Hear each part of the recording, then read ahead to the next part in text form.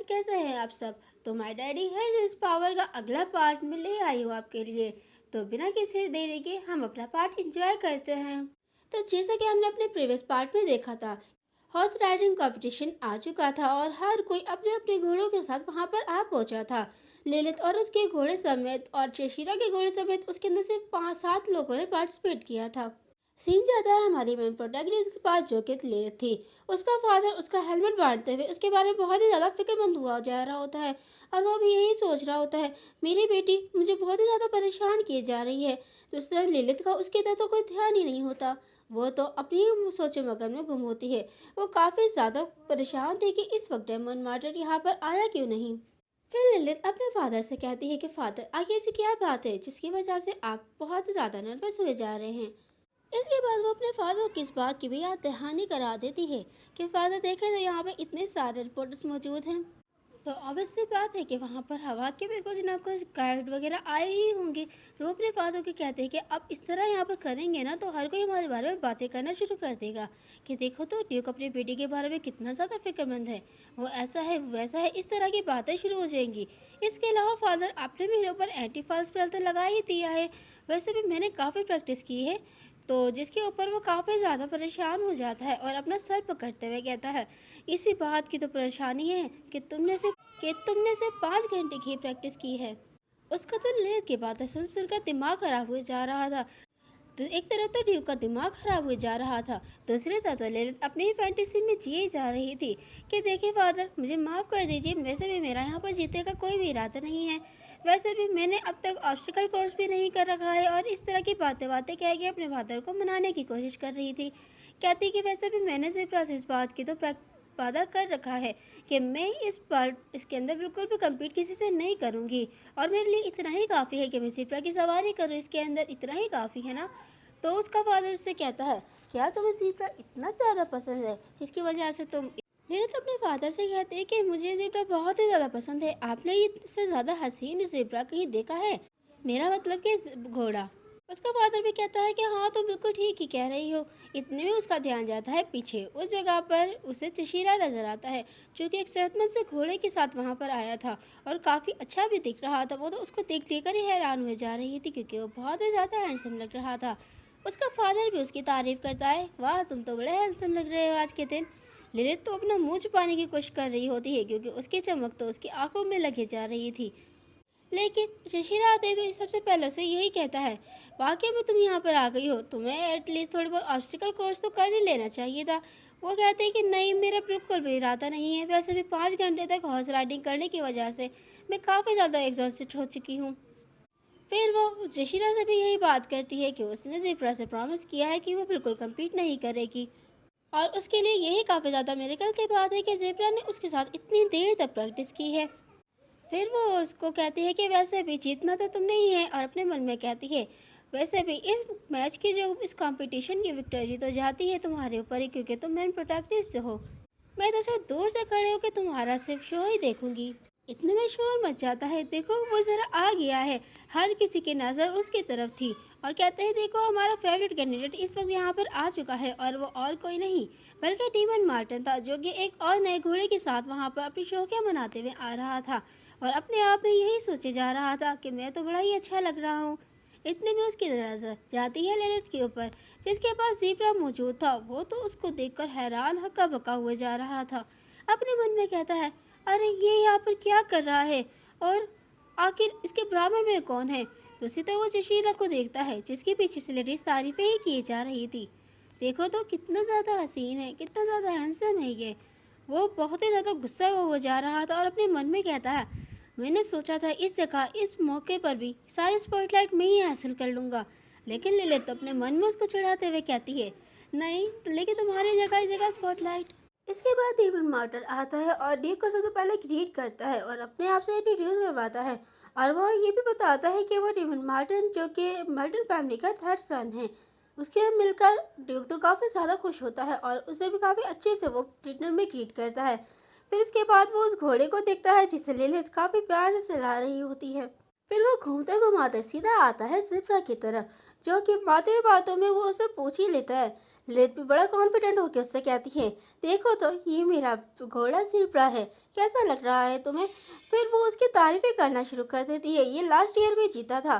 फिर वो उसको गिल्टी फील कराने के लिए और स्पॉटलाइट और ज़्यादा हासिल करने के लिए सबके सामने डीमन मार्टिन के कितना ज़्यादा बुरा और बेकार इंसान है, वो उसके बारे में उल्टी सीधी बातें कहना शुरू कर देती है।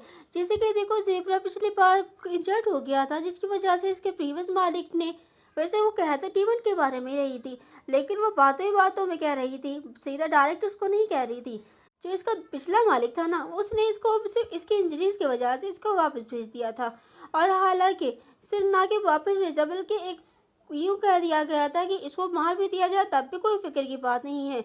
वैसे मैं इस बारे में फिक्रमंद हूँ कि मैंने सुना है इस तरह के घोड़ों को ज़्यादातर उस तरह की जगहों में भेज दिया जाता है जहाँ पर घोड़े लोग बुरी तरह से मरते हैं, जिस तरह जंग बहुत बेदर्दी वाली जंग होती हैं।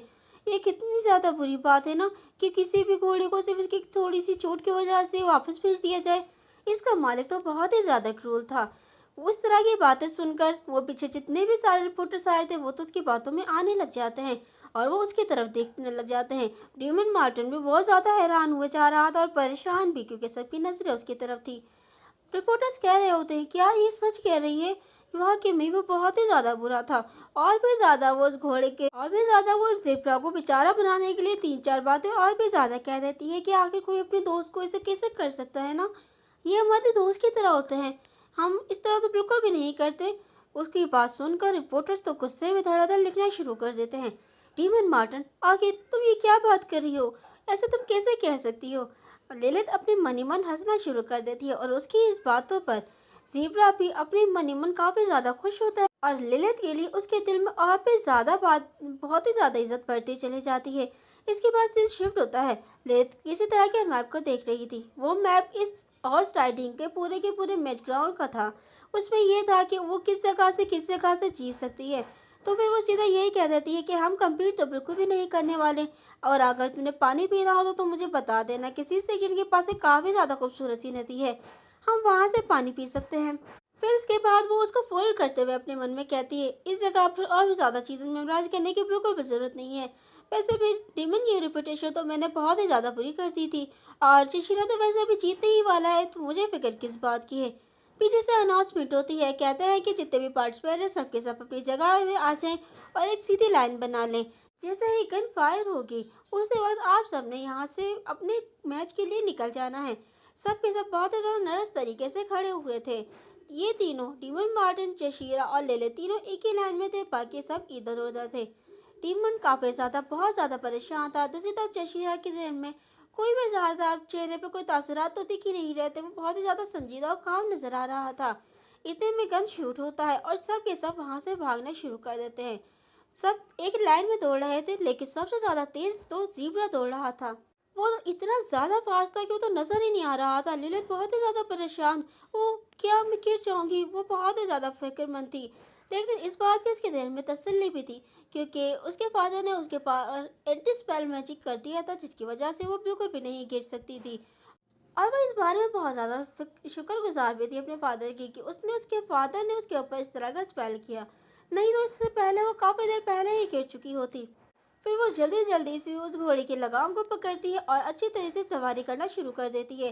वो इतनी ज़्यादा दूर आ गई थी कि उसे अपना कोई भी कैंडिडेट नज़र आ ही नहीं रहा था।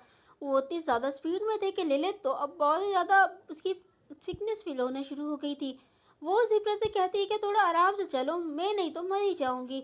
उसके इस बात पर वो फौरन उसी जगह पर रुक जाता और आहिस्ता आहिस्ता से चलना शुरू कर देता है। लिलित कहती है, क्या ये मेरी वजह से इस वक्त चल रहा है इस तरह? ओह सच में, ये ज़रूर रियल हारमोनी हो सकती है।